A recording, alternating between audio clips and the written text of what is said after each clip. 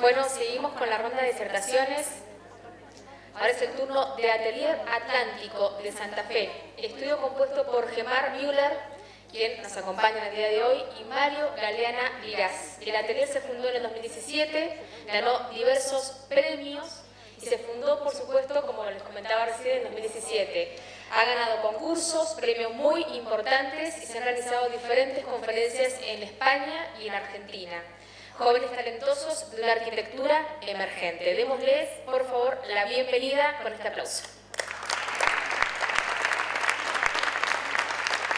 Germán Müller.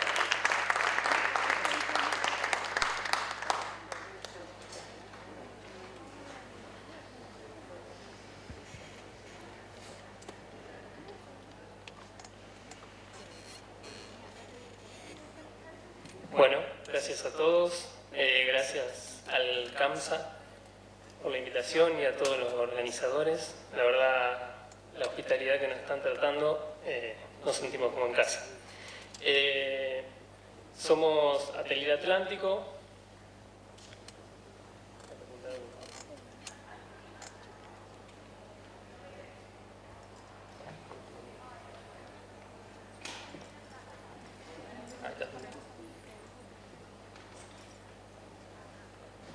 Un estudio que se divide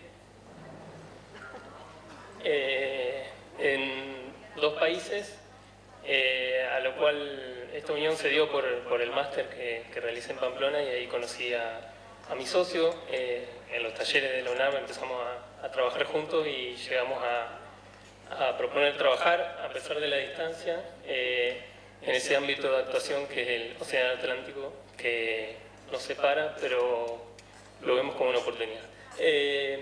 Las dos ciudades donde vivimos o trabajamos también son ciudades periféricas, no son los centros de los países, y eso también nos interpela como estudio sobre los encargos y los proyectos que realizamos. A pesar de la virtualidad con que trabajamos día a día, intentamos no perder esa cuestión del taller tradicional de arquitectura, de prueba y error, del dibujo, de la maqueta y del intercambio de ideas, no solo contándolo, sino también dibujándolo y defendiéndola ante el otro para ponerla en crisis. Decimos que pensamos, construimos a partir de atmósferas y arquitecturas memorizadas, percibidas o experimentadas. Memoria, percepción y experiencia es lo que utilizamos como disparador en nuestros proyectos. Memoria, del latín memorae, el que recuerda, guarda y almacena. Esto a través del estudio y la revisión constante de la otra modernidad que llamamos, de los maestros de los años 50, 60, que trabajaron en una modernidad anclada al territorio y a lo local, en contraposición a lo global, o la globalidad local. Percepción, también con relación y efecto de capturar por completo las cosas. Esto también haciendo mucho hincapié en los viajes y en la visita de estas arquitecturas anónimas, o en algunos casos de autores, pero esas arquitecturas y esas atmósferas que a través de los viajes, que es una gran manera de aprender y de visitar estas arquitecturas, que entendemos que también nos enriquece el hacer. Y la experiencia a través de la prueba y ensayo. Aprender por repetición, aprender haciendo, aprender de los hechos constructivos, la arquitectura sin arquitectos o la construcción sin arquitectos, haciendo. También mirar esas arquitecturas anónimas y ese oficio quizás perdido en algunos casos, nos lleva a pensar por qué lo hacían así, por qué esto se repite hace tantos años, y de ahí también aprendemos. La primera casa que vamos a mostrar es una reforma. Pensaba también en esto que decía la arquitecta Chaliera, el sobrenombre, sí, de que le gustaban las reformas porque mejoraba un cambio positivo de las preexistencias, y inconscientemente también, a pesar de que tenemos casas de cero sería, vamos a presentar dos reformas, una en España y una en Argentina, y otro proyecto. La primera casa es en Santa Fe, Argentina. es el pedido de una reforma de una casa cajón tradicional, esta casa también quizás anónima que ha ido poblando los suburbios de las ciudades del interior, que es una casa que respondía a otros conceptos, un concepto de introversión, compacidad, de concentrar todo en un cuadrado, de dividir los sectores de la casa en franjas y quizás también tener el fondo del patio como un lugar donde se producía alimento o se generaba la agricultura propia. Esta casa la heredó Jorgelina y necesitaba hacer una refuncionalización para habitarla. El encargo, la situación era esta, y veíamos potencial en esa negación del patio, cómo revitalizarla y cómo generar el doble frente de la vivienda. Había algunos indicios de que se quería mirar el patio, de que este espacio, que era un patio seco, quizás era el lugar de actuación para en ese vacío configurar el sector social de la casa. Y una primera premisa que fue trabajar con el ladrillo local, también por una necesidad de hacer algo que sea barato y a su vez de bajo mantenimiento. Y también eso anclado a la memoria de las construcciones de la Pampa, donde el ladrillo que ha perdido la cal es predominantemente esos volúmenes de ladrillo dominan la Pampa. Y ese trabajo de la materia que veíamos al primer artesano con sus manos moldeando el ladrillo, también justapuesto con el trabajo de los artistas como Per Kirkeby, que trabaja esos objetos que después los construye y le da esa contundencia matérica a través del ladrillo y de la suma de individuos, genera estas masas que metidas en el paisaje tienen esa contundencia. La construcción terrestre, dice Schwartz, que está dispuesta en láminas horizontales. Su articulación contiene lo estratificado por medio de la construcción sucesiva de capas. La junta es el lugar carente de espacio, donde una capa se coloca sobre la otra como un tercer elemento. Esa idea de sucesivas capas y de que la construcción sucesiva de estas capas configure el volumen resultante también fue algo que nos dio un disparador para trabajar.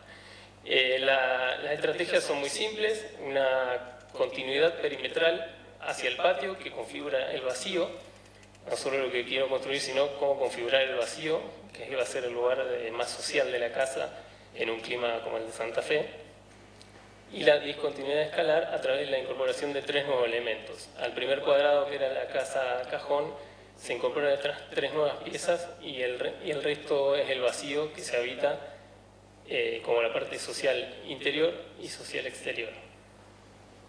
Bueno, esto se ve un poco, pero en la planta, pero está bien.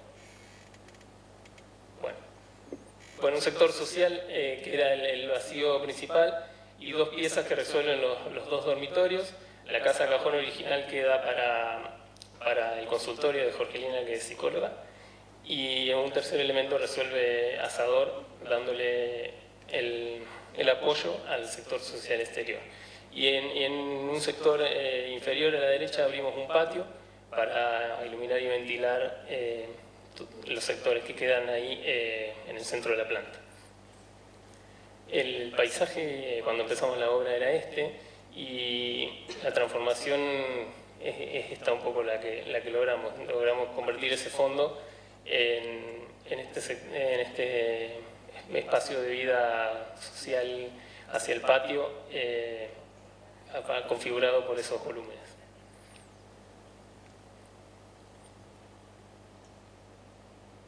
El contraste de la vegetación y las manchas del ladrillo también no nos molestan.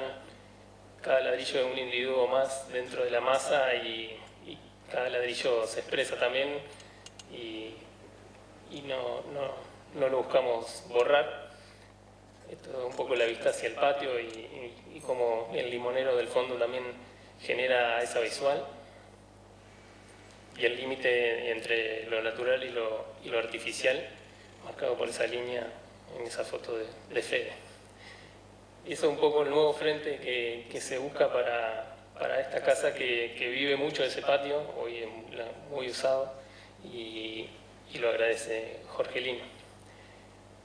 Ese es el umbral entre lo nuevo y lo viejo, donde abrimos una ventana existente, únicamente la abrimos hasta el piso y se conecta por un nuevo acceso.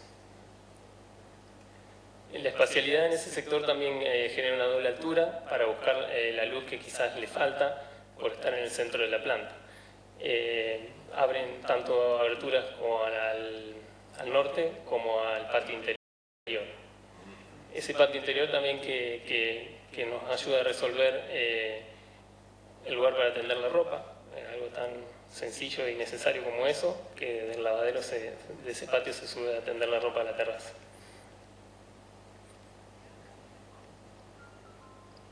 La siguiente casa está en Logroño, en España.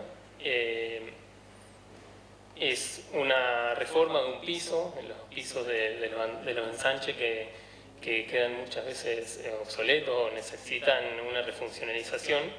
Y esta es casa para un encargo de Luisa, donde en una primera visita identificamos como una necesidad o una... no me sale la palabra, pero sería un deseo material de Luisa de los colores terrosos, los colores rojizos. Esa foto está como muy chillona, pero era más apagado, en su casa, en su vivienda. Y eso decidimos transformarlo también a partir de dar el color con la propia materia. Y con una fábrica, una cantera de la zona, trabajamos, y con unos artesanos que también entendieron que este material que usan desprolijamente, porque después va a ser revocado en sus obras cotidianas, entendieron y tomaron el desafío de trabajarlo para dejarlo a la vista. Una frase de Klimt también que nos llevaba también a intentar resolver con esa única pieza todos los detalles. Y ese era como el desafío. Este era el estado inicial de la casa. No, tampoco se ven bien los muebles, pero la idea fue despejar de los tabiques, que eran todos livianos y divisorios, la vivienda, generar un vacío y a través de incorporar una nueva pieza que resuelva el sector húmedo de la casa y configurar los nuevos vacíos para vivir la nueva casa. Ese elemento y la configuración de un borde se realiza todo con el mismo ladrillo, y en algunos casos, cuando es el objeto central, el ladrillo queda del color natural, y cuando es revestimiento lo pintamos para dar su condición de revestimiento, para enfatizar. Esas dos estrategias tienen otra, que es a través de los muebles heterogeneizar y ordenar esos vacíos que nos quedaban quizás poco definidos. Todos muebles de melamina, de contrachapado blanco, y que organizan la planta y organizan los usos. A veces son muebles, a veces cocina, a veces placares. Y bueno, ese es el resultado final. También se pierden un poco los grises, pero bueno, esa es la axonometría con la creación de los muros y los muebles. El resultado de la terraza y el estar hacia el otro lado.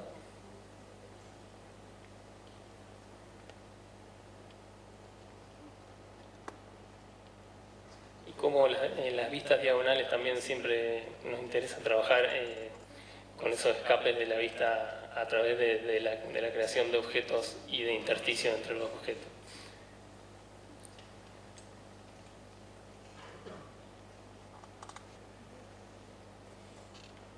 Un poco la terraza. Y el último proyecto es un concurso nacional que ganamos en el 2018 para la construcción de un centro cultural y auditorio para el túnel subfluvial Entre Ríos, Santa Fe. Este es un poco el paisaje y el cambio de paisaje que se da a la vera del río Paraná de ambos lados. Un paisaje de barrancas y de altura en el lado de Paraná y un valle de inundaciones hacia el lado de Santa Fe. El túnel subfluvial solucionó un problema de jurisdicción para unir estas dos provincias en el año 69. Fue un hito importantísimo para las dos provincias y por eso ahora querían generar un complejo social que diera cuenta de la importancia de esa construcción para la región a los 50 años de creación del túnel. En la primera investigación que hicimos nos motivó mucho esa confianza en la técnica y esa virtud del hormigón armado para resolver estas infraestructuras y también, bueno, trabajar al lado de lo que fue una obra de los edificios de Mario Roberto Álvarez para la estación de peajes, las ventilaciones y los accesos del túnel también era muy motivante. En la visita como que descubrimos dos lugares de actuación en torno a una arboleda y a una pequeña inclinación del terreno, que tanto en Santa Fe como en Paraná un poco más, pero en Santa Fe es raro encontrar curvas de nivel. Entonces, cuando encontramos alguna, la queremos utilizar o potenciar, y fue ese el lugar que identificamos como que le podíamos encontrar potencial también con esta imagen en la cabeza que teníamos de estas obras de Richard Serra, de cómo un elemento horizontal y a cota cero puede enfatizar aún más esas pendientes del terreno o crear un adentro y un afuera. Así que la primera idea fue dividir el edificio. El concurso pidió un edificio y la primera idea fue dividirlo en dos, creando una serie de muros y unas vigas para crear una sombra para que resuelva el programa dentro de el concurso era ambicioso, como todo concurso que quiere resolver todo en una sola actuación, o sea que querían que también se convierta en un parque esto, y el ámbito de actuación era arriba. Y la ciudad de Paraná está hacia abajo, ese queda como un lugar que no va nadie, no es accesible, no es público. Entonces dividimos, la primera decisión que fue creo que acertada, porque así lo valoró el jurado, dividir en dos para generar que los edificios sean parte del recorrido y sean como pequeños programas dentro de un parque. Sonometría. Ahí se ven los dos edificios y además era como retirarnos de ponernos a los bordes del edificio de Mario Roberto, que quede como en el centro, en el podium, y nosotros nos recluíamos y generábamos como una circulación que podía rematar en el edificio de él con las torres de ventilación, como una especie de signo de respeto. Las estrategias eran a través del estado actual de la pendiente, generar los dos muros con la tierra de excavación, generar los taludes que contienen los muros y sobre esa cubierta generábamos un podium, un pabellón más de carácter tectónico para recuperar las visuales al río Paraná, que fue algo que no dije, que el río Paraná llegaba al túnel subfluvial en un momento y eso que se ve como una caleta ahí es una urbanización de un country privado que ilegalmente ocuparon esas tierras y le han negado al túnel subfluvial en la vista del río Paraná. Nuestra intención era generar ese elemento en el límite con el country y a través de algo que nos dimos cuenta en la visita, que desde el podium de Mario Roberto se veía el río Paraná, esa misma cota repetirla del otro lado y generar una terraza para recuperar esas visuales. En ese momento estábamos también muy entusiasmados con unas fotos que nos mandaba Carlos Pita, que estaba construyendo el campo de fútbol de Gandaera, con esas vigas premoldeadas gigantes que trasladaban, y bueno, planteamos también algo similar en el concurso de un edificio que se fabricara todo en taller y se montara todo en seco, premoldeado, en obra. lo que le iba a dar mayor rapidez. Nos desarrollamos el pliego, luego de ganar el concurso y demás negociaciones, lo desarrollamos entero con esto. Lo único que era in situ era la base, que tenía como esa U para recibir los muros premoldeados, y sobre el talón de la derecha apoyaban las losas premoldeadas, sobre los muros apoyaban las vigas premoldeadas y sobre las vigas las losas premoldeadas, y todo se montaba como un Lego. Ingeniería de detalle, etcétera. Terminamos el pliego, lo entregamos, hicimos pruebas con una empresa local de premoldeado de la zona, donde podíamos fabricar ese muro en un lado 5 centímetros de hormigón, en otro 7, y al centro un relleno térmico. O la otra prueba, que era hacer 2 caras de hormigón y después rellenarlo in situ. Desarrollamos todo y bueno, llegó la economía, la crisis de 2019, y el precio del hormigón premoldeado era el doble o el triple de hacerlo in situ. O sea que bueno, no había duda, había que hacerlo in situ sí o sí, así que bueno, asumimos ese desafío, no como algo frustrante quizás que puede pasar, sino bueno, como un desafío de mejorar el proyecto. Y bueno, cambiamos también un poco la estética de ese hormigón, porque nos decían lo hacemos igual, pero in situ. Y no, ahora no, ese premoldeado liso, más plástico quizás, que da el encofrado metálico, no tenía nada que ver con algo in situ. O sea que cambiamos a tablas, a algo más rústico y algo que también impregne del cómo se realizó ese encofrado a la materia líquida del hormigón armado. Así que desarrollamos nuevamente el pliego y empezamos a hacer pruebas de obra que eran bastante a veces complicadas y frustrantes también, pero bueno, lo fuimos mejorando. Y bueno, también en poder participar en la obra nos llevó a eso también, a tomar decisiones ahí mismo y a recibir información también de lo que va pasando, y podíamos ir modificando algunas cosas que veíamos más acertadas. El proyecto es muy simple, son 2 muros, uno que contiene la tierra hacia abajo, y el siguiente que sostiene, el muro de abajo tiene las vigas empotradas, y el otro sirve para apoyo de esas vigas, que tienen un voladizo que sobresale hacia arriba, generando ese camino sobre un riacho que hay ahí para la vuelta, porque esto se piensa como un recorrido. Uno entra, va, recorre y puede volver por afuera del edificio para ir a buscar de nuevo el auto, con la obligación también de recorrer el parque, no de estacionar los autos acá, sino estacionarlos en la entrada del parque. Eso es lo que decía: de un lado las vigas están empotradas, del otro apoyan, y adentro todo se resuelve con una caja metálica de estilo, no es metálica, la estructura metálica y el revestimiento de madera de timbó, que es un árbol de la zona. Se llama oreja negra, pero el nombre es timbó.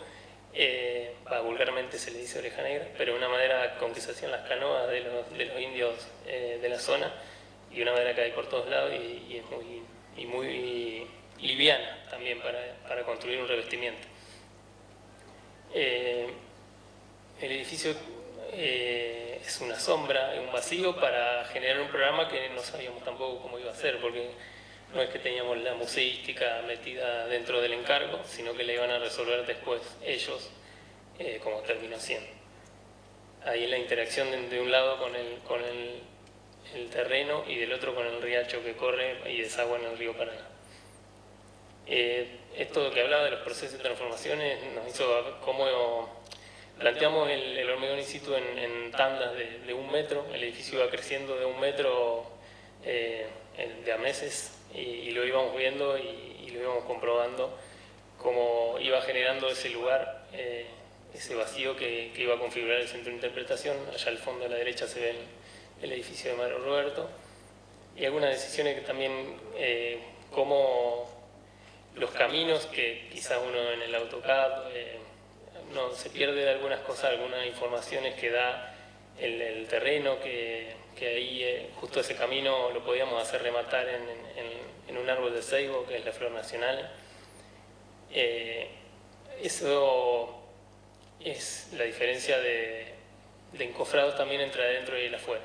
Una vez que se transforma en interior, el encofrado se transforma en fenólico para dar mejores prestancias para la exposición.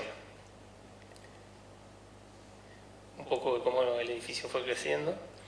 Esto también fue gracias a unos maestros carpinteros paraguayos que contrató la empresa local que había ganado la licitación, que eran muy sabios en el hormigón y trabajaban en Buenos Aires hace mucho y muy buenos carpinteros. También fue posible gracias a esas cosas que pasan quizás por azar, que salió bastante bien.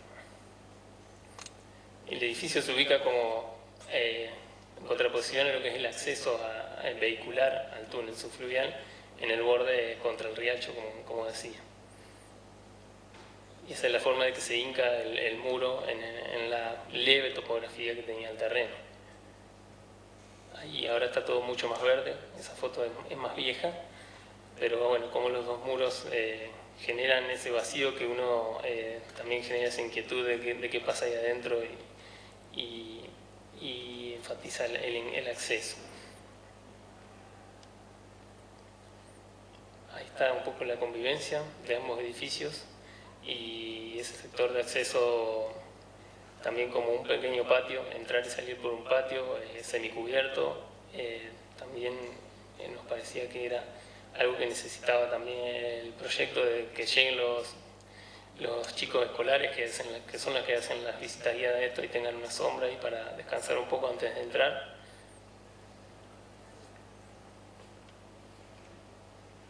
Y eso es las 4 bandas de 1 metro que resuelven 3 bandas de 1 metro del muro y en la cuarta se resuelve también el apoyo de las vigas, el apoyo o el empotramiento de las vigas.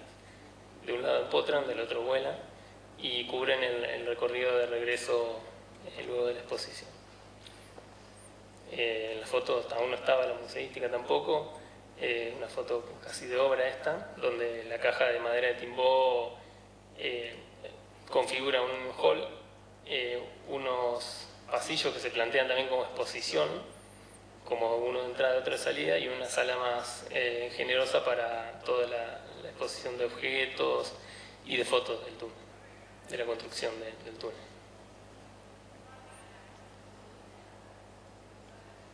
Hay también la convivencia de ambos edificios con el contenedor de obra que no habían sacado aún, que molesta ahí, pero un poco la idea. Y también el respeto por los árboles que había en ese lugar, que nos generan justamente un lugar a través de incorporarlos dentro del espacio resultante de la arquitectura. Esos pinos hermosos ahí, el edificio sería otro si no estarían ahí.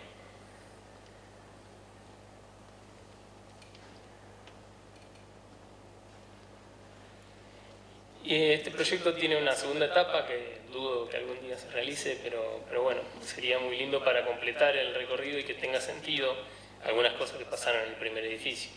El segundo edificio plantea un auditorio con un espacio central que luego de ver el video del túnel te llevaría a una terraza para reconocer el territorio donde uno está y cómo ese túnel conecta ese río maravilloso que es el río Paraná. Esto es el acceso al segundo edificio y lo que queremos que es imprescindible para este recorrido y esta propuesta que se tenga esa conexión, porque ambas torres de ventilación están perfectamente alineadas y marcan el centro del eje del túnel subfluvial con un láser, o sea que ambas actuaciones de Mario Roberto son simétricas y conectan con una línea imaginaria lo que pasa por abajo del agua. Y como cierre, una reflexión también del último día que fui, que habrá sido hace una semana, porque esto se inauguró ayer, con un acto que era más político, por eso también vine para Mendoza y no asistí, cómo trabajar a partir de la continuidad y este diálogo entre lo que entendemos un maestro como Mario Roberto y nuestra humilde actuación a través del respeto y a través de no considerarnos nunca originales. Gracias.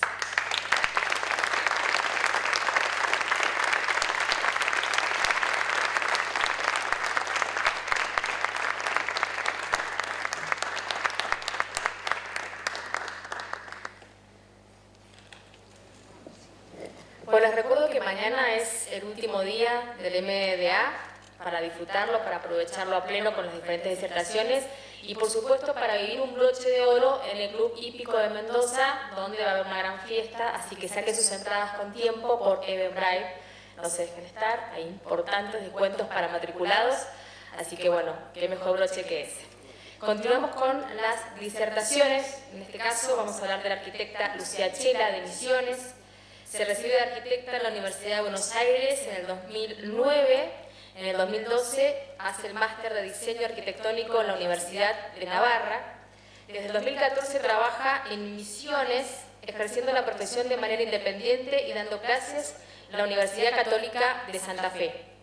Realiza la investigación Cuando Misiones era moderna sobre edificios realizados en Misiones entre 1955 y 1965. En el 2017 fue finalista del premio Gilwright, otorgado por Harvard. Y por último, el proyecto de la profundidad de la fachada.